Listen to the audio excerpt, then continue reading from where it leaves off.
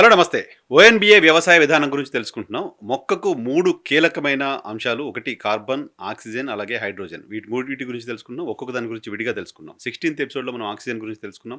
17థ్ ఎపిసోడ్‌లో మొక్కకు కార్బన్ అవసరం ఏంటో తెలుసుకున్నాం. ఇప్పుడు ఇది 18థ్ ఎపిసోడ్. 18థ్ ఎపిసోడ్‌లో మొక్కకు హైడ్రోజన్ అవసరం ఏంటి అనేది తెలుసుకుందాం. ఓఎన్బిఏ వ్యవసాయ విధానాన్ని పరిచయం చేసిన ప్రతిభా బయోటెక్ ఎండీ రాజశేఖర్ రెడ్డి గారు ప్రస్తుతం మనతో ఉన్నారు. సార్ నమస్తే. నమస్తే. హైడ్రోజన్ పాత్ర 3 కీలకం అనుకున్నాం కదా! ప్రాణాధార ప్రాణాధార మూలకాలు. మూలకాలు. ఈ ప్రాణాధార మూలకాల్లో హైడ్రోజన్ పాత్ర ఏంటో చెప్పండి ప్లీజ్? సో, మనము డిస్కస్ చేసినటువంటి ప్రాణాధార మూలకాల్లో మూడవది హైడ్రోజన్. హ్మ్. సో, అత్యధికంగా ఆక్సిజన్ కావాలి, దాని తర్వాత కార్బనం కావాలి, దాని తర్వాత హైడ్రోజన్ కావాలి హ్మ్. మొక్కకి. హ్మ్. సో, మనము పత్రహరితము ఏర్పడుతున్నప్పుడు అది ద్రవ రూపంలో ఉంటుందని చెప్పుకున్నాం. హ్మ్. కార్బన్ డయాక్సైడ్ ఇవన్నీ అక్కడ చేరినప్పుడు అది కార్బనం కూడా ద్రవ రూపంలోకి మారుతుంది. మారిపోతుంది. సో, ఈ ద్రవ రూపంలోకి మారడానికి కారణం ఈ హైడ్రోజన్. ఓకే. సో, భూమి నుంచి తీసుకున్న ఈ నీటిని వేరు వ్యవస్థ ద్వారా తీసుకున్న నీటిని పైకి ఆకుల్లోకి తీసుకెళ్ళిన తర్వాత హ్మ్. అక్కడ ఈ కర్బనము, ఈ హైడ్రోజను, ఆక్సిజన్ తర్వాత ఇంకా మనం ఇచ్చే అనేక పదార్థాలు వచ్చి అందులో చేరి ఒక కిరణజన్య సంయోగక్రియ అనే ఒక ప్రక్రియ జరిగి అక్కడ పత్రహరితం అనేది ఏర్పడుతుంది. హుహు. ఈ పత్రహరితము మిగతా అన్ని భాగాలకు ప్రసరణ జరగాలంటే అది ద్రవ రూపంలో ఉండాలి. ఓహ్! మన రక్తం కూడా ద్రవ రూపం. అంతే కదా! అంతే కదా! అన్ని భాగాలకు ప్రసారం జరగాలంటే అది ద్రవ రూపంలోనే వెళ్ళాలి. హ్మ్. అన్ని కణజాలాలకు. అట్లాగే పత్రహరితము కూడా అక్కడ ఆహారం ఆకులో ఏర్పడే ఆహారము అన్ని భాగాలకు ప్రసారం జరగాలంటే అది ద్రవ రూపంలో ఉండాలి. హ్మ్. ద్రవ రూపంలో ఉంటేనే ఆ కొమ్మల్లో స్ట్రాలాగా చిన్న చిన్న పైపుల్లాగా ఉండే నాళాల ద్వారా హ్మ్. అది ప్రసారం జరుగుతుందనమాట. హ్మ్. హ్మ్. సో, ఆ ద్రవ రూపంలో ఉంచేది ఈ హైడ్రోజన్. ఓకే. ఓకే. అంటే సర్క్యులేషన్‌లో చాలా కీలకం అది. చాలా చాలా కీలకమైనది. హ్మ్. అంటే ఆక్సిజను, కర్బనము వీటితో పాటు ప్రతి జీవన ప్రక్రియలో ఈ హైడ్రోజన్ ఉంటుంది. ఓకే. ఓకే. మనం ప్రాణాధార మూలకాలుగా ఈ 3 చెప్పుకుంటున్నాం కదా! ఈ 3 అంటిపెట్టుకొని ఉంటాయి అన్నీ. హ్మ్. ఈ 3 లేని జీవన ప్రక్రియ జీవరసాయనిక చర్య మొక్కలో లేదు. ఓకే. ప్రతి జీవన ప్రక్రియలో ఈ 3 ఉంటాయి. హ్మ్. హ్మ్. హ్మ్. సో, హైడ్రోజన్ పాత్ర తక్కువున్నా ఆక్సిజన్, కార్బన్‌తో పోల్చినప్పుడు హైడ్రోజన్ పాత్ర తక్కువున్నా దాని అవసరం ఉంది తప్పనిసరి. హ్మ్. అది లేనిది ద్రవంగా ఉండదు. హ్మ్. ఏ పదార్థము ద్రవ రూపంలో ఉండదు మొక్కలో. ఓకే. ద్రవ రూపంలో లేకుంటే ప్రసరణ జరగదు. ఓకే. సో, కాబట్టి ఆ ద్రవ రూపంలో ఉంచేది ఈ హైడ్రోజను. హ్మ్. తర్వాత అన్ని జీవన ప్రక్రియలోనూ పాల్గొనే ఈ హైడ్రోజన్ కూడా మొక్క నిర్మాణంలో దాని పాత్ర వహిస్తుంది. ఓకే. సో, కార్బనము, ఆక్సిజను ఎంత ఇంపార్టెంటో హ్మ్. హైడ్రోజన్ పాత్ర కూడా అంతే ఉంటుంది. హ్మ్. కాకపోతే ఇక్కడ హైడ్రోజన్ విషయంలో మనము కొన్ని జాగ్రత్తలు తీసుకోవాల్సి ఉంటుంది రైతులు. ఏంటది? హైడ్రోజన్ కూడా మనమేమి కొత్తగా బయట నుంచి తీసుకొచ్చేమో నీటి నుంచి తీసుకుంటుంది. హ్మ్. మనం బోర్‌వెల్స్ చేస్తాం. లేదంటే వర్షాధారము, కాలువల నుంచి తీసుకొచ్చి నీటినిస్తాం. హ్మ్. ఇక్కడ హైడ్రోజన్ గురించి మనము ఇదివరకు ఒక చర్చ చేసాం మనం హ్మ్. ఒక ఎపిసోడ్‌లో.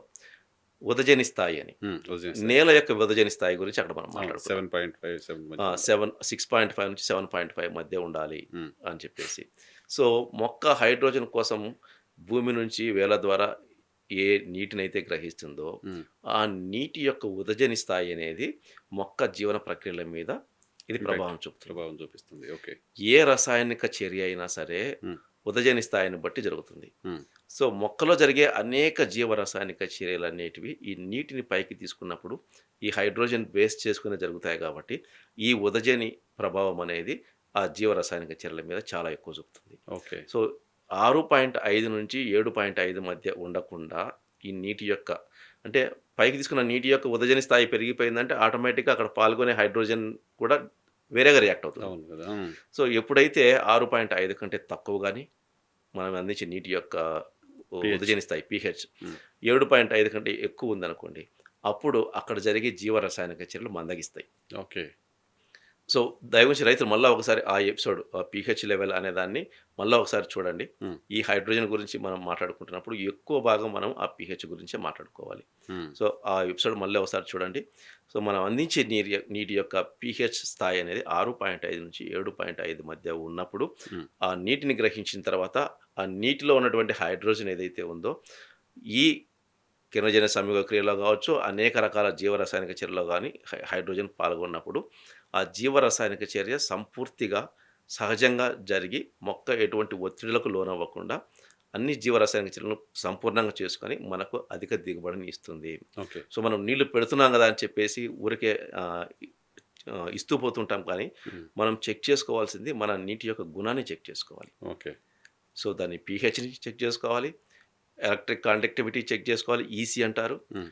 టీడీఎస్ అంటారు. ఇవన్నీ కరెక్ట్‌గా చెక్ చేసుకోండి. హ్మ్. సో, అందులో సమస్యలు ఉన్నాయంటే పైకెళ్ళిన తర్వాత ఆ హైడ్రోజన్ అక్కడ రియాక్ట్ అయ్యే విధానం వేరుగా ఉంటుంది. ఓకే. సో, అక్కడ ఆ రసాయనిక చర్యలు డిస్టర్బ్ అయిపోతాయి. హుహు. హుహు. సో, డిస్టర్బ్ అయినప్పుడు మొక్క ఒత్తిడికి లోనవుతుంది. ఓకే. కాబట్టి మనం అందించే ఈ హైడ్రోజన్, నీటి ద్వారా మనం అందిస్తున్నటువంటి ఈ హైడ్రోజన్, హ్మ్. దాన్ని పీహెచ్ స్థాయి అనేది మనం జాగ్రత్తగా చూసుకున్నప్పుడు, హ్మ్. ఇక అన్ని రసాయనిక చర్యలు సక్రమంగా జరిగి, ఆ ద్రవ రూపంలోకి మార్చే శక్తి, ద్రవంగా మార్చే శక్తి ఈ నీటికే ఉంటుంది. అక్కడ పోయి చేరుతుంది కాబట్టి, ఈ హైడ్రోజన్‌కే ఉంది కాబట్టి, ప్రసరణ బాగా జరుగుతుంది. ప్రతి కణజాలము ఆరోగ్యంగా ఉంటుంది. ఓకే. మొక్కలోని ప్రతి కణజాలం ఆరోగ్యంగా ఉంటుంది. హ్మ్. ఈ హై పీహెచ్ ఉన్న నీటిని గాని, లో పీహెచ్ ఉన్న నీటిని గాని మనం పైకి పంపించినప్పుడు, అదే ఆ పత్రహరితంలో కలిసిపోతుంది. అదే పీహెచ్ స్థాయి మళ్ళీ అన్ని కణజాలాలకు చేరినప్పుడు, అక్కడ అవి చనిపోవడానికి కారణమవుతాయి. అసలిప్పుడు భూమి పీహెచ్ లెవెల్ చెక్ చేయడం అంటే సరే ఓకే. భూమిని దానికేదో చేయడానికి, కరెక్షన్ ని చేయడానికి, హెల్తీగా మార్చడానికి అవకాశం ఉంది. వాటర్‌ని కూడా రైతు అలా చెక్ చేసే పరిస్థితి ఉంటుందా? చాలా మనం ఈజీ ఇంకా. తాగే నీళ్ళే ఏం తాగుతున్నామో తెలియకుండా తాగుతున్నాం. తెలియకుండా తాగుతున్నాం. మొక్కకిచ్చే కానీ నీళ్ళు చెక్ పీహెచ్ చేసుకోవాలి. లెవెల్ చూసి ఇచ్చే పరిస్థితి ఉంటుందా? చెక్ చేసుకోవాలి. ఈ మధ్య కాలంలో కొంచెం అవేర్‌నెస్ పెరిగింది. హ్మ్. సో, మనం చెప్పగా అలా చెక్ చేసుకొనే మరి చేయండి ఇప్పుడు వ్యవసాయము. రెయిన్ వాటరు మనం ఏం చేయలేము. ఆ! కింద కాలువల నుంచి వచ్చే వాటర్ ఏం చేయలేము. భూమిలో బోర్‌లేసి తీసే వాటర్ ఏం చేయలేము. అసలు వాటరే దొరకదంటే ఆ వాటర్‌లో మళ్ళీ ఇదంతా చెక్ చేసుకోవడం అనేది తప్పనిసరి. డిఫికల్ట్ కదా! హ్మ్. ఎందుకంటే లోతుకు పోయే కొద్దీ నీటి యొక్క పీహెచ్ లెవెల్ పెరుగుతా పోతూ ఉంటుంది. హ్మ్. భూమి లోపలికి పోయే కొద్దీ. హ్మ్. అంతే కాకుండా వర్షాల ద్వారా అంటే నదుల ద్వారా, వర్షాల ద్వారా రిజర్వాయర్‌లోకి నీళ్లొచ్చినప్పుడు మనం ఏమనుకుంటాము అది చాలా మంచి వాటర్ అనుకుంటాం. హ్మ్. రెయిన్ వాటర్ కరెక్టే. కాబట్టి. ఆ సంవత్సరం వరకు అది మంచి వాటరే. అది నిలువ ఉందనుకోండి. హ్మ్. నిలువ ఉంటేనే మనకు ప్రమాదం. హుహు. చెరువుల్లో కానీ, డ్యాముల్లో కానీ నీరు ఎక్కువ సంవత్సరాలు నిలువ ఉంటే, ఆ నీటిలో మన కంటికి కనిపించిన ఆల్గే పెరిగిపోతుంది. అవును. పాచి కొంత మనకు ఆకుపచ్చ రంగులో తెట్టెలు తెట్టెలుగా పైన కనపడేదే మనం పాచి అనుకుంటాం. హ్మ్. కానీ మన కంటికి కనిపించిన ఆల్గే చాలా పెరుగుతుంది ఇంకా. చాలా రకాల ఆల్గే ఉంది. పాచిలో చాలా రకాలుంటాయి. హ్మ్. మన కంటికి కనిపించేది ఒక రకమే. ఆకుపచ్చ రంగులో ఉండి తెట్టెలు తెట్టెలుగా మనకు కనిపిస్తా ఉంటది. అవును. కానీ కంటికి కనిపించిన ఆల్గే చాలా పెరుగుతుంది హ్మ్. ఆ నీళ్ళల్లో. సో, హుహు. అదంతా పెరిగిపోతుంది. హుహు. ఎప్పుడైతే నిలువ ఉంటుందో నీరు, నిలువ టైం పెరిగే కొద్దీ, సమయం పెరిగే కొద్దీ ఆ ఆల్గే గూడా పెరిగిపోయి, అందులో ఈ ఈ ఆల్గే వల్ల విషవాయువులని అవన్నీ అది విసర్జిస్తూ ఉంటుంది గదా! హ్మ్. సో, అవన్నీ ఆ నీటికి చేరుతా ఉంటాయి. హ్మ్. మరి వ్యవసాయ బావుల్లో మనకి కామన్‌గా ఉంటుంది బావులు కదా! వేరు. బావులేందంటే మనం ఎప్పటికప్పుడు తోడుతా ఉంటాం, మళ్ళీ వస్తుంటాయి. తోడుతూ ఉంటాం, వస్తుంటాయి. హ్మ్. చెరువులు అలా కాదు. హ్మ్. సో, చెరువులేందంటే ఆ వచ్చిన నీటిని ఆ సంవత్సరం వాడితే మనకు మంచిది. హ్మ్. ఆ సంవత్సరం వాడితే మంచిది. అయి 2 ఏండ్లకు, 3 ఏండ్లకు అలాగే నిలవ ఉన్నాయనుకోండి. హ్మ్. కాలువలు తీయకుండా కొంతమంది అలాగే పెట్టేసి ఉంటారు. ఆ హ్మ్. నీటిని సడెన్‌గా వాడితే గనక మొక్క దెబ్బతింటది. ఓహ్! ఓకే. ఖచ్చితంగా దెబ్బతింటది. సో, హుహు. ఈవెన్ నా రీసెర్చ్ సెంటర్‌లో గూడా హ్మ్. ఆ నీటి ప్రాబ్లమ్ వచ్చింది. మాకు హ్మ్. సర్వరాయ సాగర్ అనే ఆ డ్యామ్ నుంచి వాటర్ తీసుకుంటాం రీసెర్చ్ సెంటర్‌కి. హ్మ్. అయి దాదాపుగా ఇప్పటికి ఏ 10 ఏండ్ల పైనయింది. ఇంతవరకు దానికి కాలువలు లేవు. హ్మ్. ఆ నీటిని మనం తీసుకొస్తున్నాం. హుహు. సో, ఒక సంవత్సరం అయితే దానికి 9.2కెళ్ళింది దాని వాటర్ హ్మ్. సమ్మర్‌లో. హ్మ్. ఆ వాటర్ ఇచ్చినప్పుడు నేను లేని ఆ సమయంలో 3 నెలలు అక్కడికి పోలేకపోయాను వేరే పనుల మీద. 3 నెలలు కంటిన్యూ‌గా వాటర్ ఇస్తానే 40% ప్లాంట్స్ చనిపోయాయి. Oh my god! ఆ! కేవలం వాటర్ పీహెచ్ 9.2కు పోయినందుకు గాను మొక్కలు చనిపోయాయి. సంవత్సరం పాటు పెంచిన మొక్కలు హ్మ్. చనిపోయినాయి. హ్మ్. అంత దెబ్బ ఉంటుంది. అంటే ఆ జీవన ప్రక్రియలన్నీ మందగించటం వల్ల మొక్క చనిపోతుంది. హ్మ్. ఇప్పుడు ఇది షాకింగ్‌గా ఉందట. మాకు వ్యవసాయం తెలిసిన వాళ్ళకి కూడా ఖచ్చితంగా. నీళ్లుంటే చాలు ఏదో ఒక నీళ్ళు కదా ఆ! అనుకుంటాం. అనుకుంటాం. హ్మ్. తప్పది. హ్మ్. మరి ఇప్పుడు లేదు పీహెచ్ స్థాయి ఎక్కువ తక్కువ ఉంది వాటర్‌లో. దాన్ని ఎలా కరెక్ట్ చేసుకోవాలి? మీకు చెప్పానంటే పీహెచ్‌ని కంట్రోల్ చేసే విధానం గూడా మనము డిస్కస్ చేసున్నాము. హ్మ్. మళ్ళీ ఇక్కడ మనం ఆ ప్రొడక్ట్ గురించి మాట్లాడితే ఓకే. మళ్ళా ఇంకో రకంగా ఓకే. తీసుకుంటుంటారు. ఓకే. ఓకే. ఎందుకు ఓకే. హ్మ్. ఉత్పత్తులు మార్కెట్‌లో ఉన్నాయి. హ్మ్. పీహెచ్‌ని న్యూట్రలైజ్ చేసుకునే ఉత్పత్తులు ఇప్పుడు వచ్చేసాయి మార్కెట్‌లోకి. హ్మ్. సో, వాటిని తీసుకొని మనము డ్రిప్ ద్వారా గానీ, భూమిలో గానీ వేసినప్పుడు మనం హై పీహెచ్ ఉన్నదా, లో పీహెచ్ ఉన్న వాటర్ వాడినప్పుడు ఇది ఆ ఉత్పత్తులే దీని పీహెచ్‌ని మళ్ళీ న్యూట్రలైజ్ చేస్తూ ఉంటాయి. ఓకే. అన్నిటికంటే ముఖ్యంగా భూమిలో కర్బనము విస్తృతంగా ఉందనుకోండి. హ్మ్. 2-4% మధ్య ఉన్నప్పుడు, హ్మ్. వీటన్నిటి గుణాలను తట్టుకునే శక్తిని మొక్కకిస్తుందది. ఓకే. ఓకే. వాటర్ ఎలా ఉన్నా, పీహెచ్ ఎలా ఉన్నా మనం తట్టుకునేది. టీడీఎస్, ఈసీలు ఎక్కువగా ఉన్న ఈ వాటర్ కర్బనం ద్వారా ప్రవేశించినప్పుడు హ్మ్. మనం కర్బనం గురించి చెప్పుకున్నాం. దానికి సూక్ష్మ రంధ్రాలుంటాయని. హ్మ్. సో, ఈ నీరు అందులో ప్రవహించిన తర్వాతనే ఎళ్తుంది. నీరు ప్రవాహం జరుగుతుంది గదా! భూమిలో జరుగుతూ ఫ్లో ఉంటుంది గదా! ఉంటది. ఆ! ఈ కర్బనం ద్వారా అది జరిగినప్పుడు, ప్రవహించినప్పుడు అందులో ఉన్నటువంటి లవణాలు దాంట్లో ఉన్నటువంటి వ్యర్థాలు ఆ కర్బనం పట్టేస్తుంది. ఓకే. పట్టేసించినప్పుడు స్వచ్ఛమైన నీరు బయటకొస్తుంది. అప్పుడు దాని పీహెచ్ కూడా మారుతుంది. ఓకే. ఓకే. కర్బనం పెంచుకోవడం అన్నిటికీ ప్రధాన సొల్యూషన్ అనమాట. భూమిలో కర్బన శాతాన్ని బాగా పెంచుకుంటే అది సర్వరోగ నివారణ అది. సర్వరోగ నివారణ చాలా సమస్యల్ని రైతు నుంచి బయటపడేస్తుంది. ఓకే. అందుకే చెప్తా నేను 2% నువ్వు చేరుకో. హ్మ్. భూమిలో కర్బన శాతం నువ్వు 2% చేర్చినావు అనుకో నువ్వు ఆడింది ఆట అంతే. అంతే. ఓకే. బ్రహ్మాండమైన దిగుబడులు రావడం మొదలవుతాయి. అంటే ఆ కర్బనం అలాంటి సహాయం చేస్తుంది ఇండైరెక్ట్గా. ఓకే. ప్రత్యక్షంగా అది మొక్క పైకి వెళ్ళిపోయి చేయదు. బట్ భూమిలో అనేక యాక్టివిటీస్ అన్ని అది సక్రమంగా చేస్తుంది.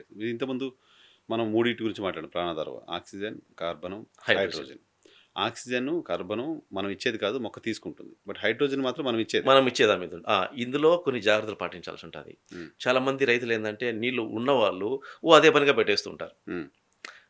అదే పనిగా పెట్టడం వల్ల జరిగే తప్పు కూడా చెప్తాను నేను. ఏం జరుగుతుందంటే నష్టము. ఇప్పుడు మనం ఒక గ్లాసులో ఏదైనా కొన్ని చిన్న చిన్న జ్యూసులు పల్పు అనేది ఒకటి ఉందనుకోండి. పల్పుతో కూడా మనం బత్తాయి రసం ఇది తీసుకున్నప్పుడు ఫస్ట్ మనం స్ట్రా పెట్టి పీల్చుకునేప్పుడు పలుచగా ఉన్నాయి, పైకి వచ్చేస్తాయి, మిగతా అడుగు చేరుతాయి. సో అవి అడ్డుపడడం కూడా జరుగుతుంటాయి. అది రాకుండా స్ట్రాక్ కూడా అడ్డుపడతాయి కొన్ని. సో ఇది కూడా అంతే. పోషకాలు, నీరు అనేది పలుచనైంది, పోషకాలు ఘన రూపంలో ఉంటాయి. సో అవి నీటిలో కరిగి పైకి రావాలి. ఎప్పుడైతే నువ్వు నీటిని ఎక్కువగా ఇచ్చినావో ఆ నీటిలో ఉన్న పోషక పదార్థాలు భూమిలో ఆగిపోతాయి, నీరు మాత్రమే పైకి వెళ్తుంది. Okay okay okay okay. అవసరానికి మించి ఎప్పుడు భూమిని తడిగా చిత్తడి నేలగా పెట్టేసి చాలా మంది చేస్తున్న తప్పు ఇదే. మనం చెప్పుకున్నాం కదా, చైనా వాళ్ళు 70 నుంచి 80 బస్తాలు వరి పండిస్తారని. వాళ్ళు వరికి మనలాగా నిరంతరం నీళ్లు బెత్తడెత్తో జానెడెత్తో పెట్టరు. నీళ్ళు పెట్టరు, మాయిషర్ ఉండేలా చూసుకుంటారు. సో మనమేం చేస్తాము, కలుపు రాకుండా ఉండడం కోసం ఫస్ట్ నీటిని పెట్టడం జరిగింది. ఇది వరికి ఎప్పుడు బెత్తడెత్తో జానెడెత్తో నీళ్ళు ఉండాల్సిన అవసరం లేదు. మడి నింపేసి నీళ్ళు బయటికి పోకుండా చేస్తాం. అప్పుడు ఏం జరుగుతుంది, ఆ వరి కూడా వేరు వ్యవస్థ కూడా నీరు నిండా ఎప్పుడు నీరే ఉంటే మనం ఇచ్చే పోషకాలు ఆ నీటిలో కరిగి ఉంటాయి. అది వేరు చాలా పీచు వేరుకి చాలా సూక్ష్మ రంధ్రాలు ఉంటాయి. అది పీల్చినప్పుడు పలుచగా ఉన్న నీరు వెళ్ళిపోతుంది లోపలికి, ఇవి బయట ఆగిపోతాయి. ఓకే. సో మనం నీరు పొడితేమ ఉందనుకోండి, పొడితేమ ఉన్నప్పుడు పీల్చే గుణం ఎక్కువ పీలుస్తుంది. అది ఎక్కువగా పీల్చినప్పుడు ఆ తేమతో పాటు ఆ నీటితో పాటు ఇవి కూడా వెళ్ళిపోతాయి. ఎప్పుడైతే నీరు ఎక్కువగా ఉందనుకోండి, పీల్చినప్పుడు ఏమైతే నీరు మాత్రమే లోపలికి వెళ్తుంది. సో కాబట్టి ఎప్పుడు నీటిని ఉంచడం వరిలో పెద్ద తప్పు. మనం ఇలా నీరు పెట్టుతున్నంతసేపు ఎప్పుడు దిగుబడి సాధించలేము వరిలో. ఆ 70-80 బస్తాలకు చేరాలంటే ఇందులో అది కూడా ఒక మార్గం. మనం అంత నీరు ఎప్పుడు పెడితే అది కూడా చిన్న పగుళ్ళు ఇచ్చే వరకు నీటిని ఇవ్వకూడదు. ఆరుతడిలాగా ఇస్తే అప్పుడు దిగుబడులు బాగా వస్తాయి వరిలో. మన వాళ్ళు ఏంటంటే ఆరుతడి ఇచ్చామంటే గడ్డి విరిగిపోతుంది. ఇది సమస్య, మన వాళ్ళకున్న సమస్య. సో దానికి మార్గాలు ఎత్తుక్కోండి అంతవరకే. ఇప్పుడు పవర్ వీడర్స్ వచ్చేసినాయి. వాళ్ళు విదేశాల్లో ఏం చేస్తున్నారంటే, చైనా వాళ్ళు, ఇజ్రాయెల్ వాళ్ళు ఇక్కడ డెవలప్ అయిన దేశాల్లో ప్యాడ్ చేసినప్పుడు ఖచ్చితంగా వాళ్ళు అడుగు దూరం పెడుతున్నారు, పవర్ వీడర్స్ వాడుతున్నారు వాళ్ళు. సో వాటిని పంపించేస్తున్నారు, పవర్ వీడర్స్ ద్వారా మొత్తం కలుపు తీసేసుకుంటున్నారు. సో అది చేయండి. మనం ఏం చేస్తున్నాము, చల్లుతాం. ఇప్పుడు ఇంకా అంటే నాటడం కూడా పోయి చల్లడంగా వచ్చేసారు. వాళ్ళు చల్లరు, ప్లస్ మనుషులతో నాటించరు, మిషన్స్తో నాటిస్తారు. మిషన్ కరెక్ట్గా నాటేస్తాయి. ఇప్పుడు అవి కూడా మన దగ్గరికి వచ్చినాయి, కానీ వాడేవాళ్ళు తక్కువ అయిపోయారు. వాడండి కరెక్ట్గా మిషన్స్ తీసుకొని వాడినప్పుడు అవి కూడా కరెక్ట్గా అడుగు ఇట్లా పెట్టుకుంటూ పోతాయి. సో పవర్ వీడర్స్తో ఇంటర్ కల్టివేషన్ చేయడానికి, అంతర్సేద్యం చేయడానికి ప్యాడీలో కూడా అవకాశం ఉంటుంది. మన వాళ్ళు ఏంటంటే ఒకే చోట 3-4 మొక్కలు కలిపేసి వరిని ఇలా గుచ్చేస్తారు. మన వాళ్ళకి అది అలవాటు, కుచ్చుగా పెట్టడం మన వాళ్ళకి అలవాటు. ఇవన్నీ టిల్లర్స్. హైడ్రోజన్ చాలా ఇంపార్టెంట్. వాటర్ ద్వారా మాత్రమే వెళ్తుంది అంతే. వాటర్ ప్లెంటీ ఆఫ్ వాటర్ ఇవ్వద్దు, ఎక్కువ వాటర్ ఇవ్వద్దు. అంటే మనకు అప్పుడప్పుడు దాహం వేయాలి, మనిషికి కూడా కొంచెం దాహం అనేది తెలియాలి మనకు కూడా. పొద్దుసం ఊరికే వాటర్ తాగుతుంటే ఏమవుతుంది, బాడీలో ఉన్నవి కూడా డిశ్చార్జ్ అయిపోతాయి. కరెక్ట్. కంటిన్యూ ఎంత తాగాలో అంతే తాగాలి. డాక్టర్ కూడా చెప్తారు కనీసం 2-3 లీటర్లు రోజు తాగని చెప్తారు. అతికి పోయి ఎక్కువ వాటర్ తాగితే కూడా బయటికి వెళ్ళిపోతాయి. అంటే మనకు ఆ కిడ్నీలు అవన్నీ సరిగా పని చేయకపోతే కంటిన్యూగా అదే పనిలో ఉండి ఏం చేస్తాయి, ఫిల్టర్ చేసేటప్పుడు ఈ పోషకాలు కూడా డిశ్చార్జ్ అయిపోతాయి. డిశ్చార్జ్ అయిపోతాయి. ఎక్కువ వాటర్ కంటిన్యూగా తీసుకుంటుంటే. అదే సమస్య ఇక్కడ కూడా ఉంది. హ్మ్. ఎక్కువ వాటర్ అవసరానికి మించి పెట్టడం వల్ల ఏమవుతుందంటే కేవలం వాటర్‌ని మాత్రమే తీసుకుంటుంది పైకి అది. పోషకాలు దాంట్లో తక్కువ వెళ్ళిపోతాయి పైకి. ఓకే. ఓకే. కాబట్టి పొడి తేమ ఉండేలా చూసుకోండి. హ్మ్. అది కూడా మనం నీరు అందించేటప్పుడు చాలా మందికి తెలియని విషయం ఏంటంటే డ్రిప్ ద్వారా నీళ్ళు అందించే రైతులు ఇదొకటి గమనించుకోండి. మొదలు దగ్గర డ్రిప్పులు పెడతారు చాలామంది. హ్మ్. కొంతమంది మొదలకు కట్టేస్తున్నారు. హ్మ్. అవును. చెట్టు కట్టేస్తున్నారు అట్లా. చెట్టు కట్టేస్తున్నారు. మొదలకు కట్టేస్తున్నారు. హ్మ్. కానీ ఎప్పుడు కూడా పీచు వేరు అనేది మొదలు దగ్గర ఉండదు. హ్మ్. అది చెట్టు క్యానోపీని బట్టి ఉంటుందది. హ్మ్. అంటే గొడుగు ఎంత విస్తీర్ణం ఉందో. సో, అది 1/3 భాగం మూడో వంతు వదిలిన తర్వాత అక్కడి నుంచి ఉంటుంది పీచు వేరు. హ్మ్. ఆ పక్క వేర్లకు అక్కడుంటుంది. సో, దానికి ఆహార పదార్థాలు, నీరు వాటికందాలి. హ్మ్. నువ్వు మొదలు దగ్గర పోయకు నీళ్ళు. ఓకే. ఓకే. డ్రిప్పర్‌లో ఆడబెట్టేసి, హ్మ్. చెట్టుకు కొమ్మకు కట్టేసి హ్మ్. అంటే కింద గడ్డి ఎందుకు పడ్డప్పుడు దాన్ని తీయడానికి అవకాశం ఉంటుందని. అంటే వీరు వేరే ఉపయోగాల కోసం ఫ్లెక్సిబిలిటీ దీన్ని చూస్తున్నారు తప్ప ఇబ్బంది హ్మ్. పెడతారనమాట. హ్మ్. హ్మ్. ప్లస్ చెట్టుకు ఒక పక్క ఇస్తారు. ఇంకొక పక్క వదిలేస్తారు. హ్మ్. అలా అలా జరిగినప్పుడు ఏమవుతుందంటే, మొక్క చుట్టూ నీరు అందనప్పుడు ఏం జరుగుతుందంటే, ఏదో ఒక 2 లైన్స్ ఏసి ఇలా అందకుండా చేసినప్పుడు, ఇంకో పక్క అందకుండా చేసినప్పుడు, అక్కడున్న పీచు వేరు ఏమవుతదంటే ఎండిపోతది. ఓహ్! ఇక్కడున్న ఒక పక్కున్న వేర్ల ద్వారానే అది నీటిని అందుకు తీసుకుంటూ పోతూ ఉంటుంది. హ్మ్. తర్వాత ఎక్కడైతే అసలు వాటర్ అందకుండా ఆగిపోతుందో పూర్తిగా, అక్కడ పీచు వేరు అనేది నాశనం అయిపోతది. హ్మ్. హ్మ్. హ్మ్. డ్రై అయిపోయి, డ్రై మొత్తం డ్రై అయిపోతుంది. అయిపోయినప్పుడు నాశనం అయిపోతది. కాబట్టి మొక్క చుట్టూ నీరు అందేలా చేయండి. ఓకే. పొడి తేమ ఉండేలా చూసుకోండి. నీరు పెట్టినప్పుడు బురద అవుతుంది. హ్మ్. కానీ తిరిగి అది పొడి తేమగా మారే వరకు ఆగండి. ఓకే.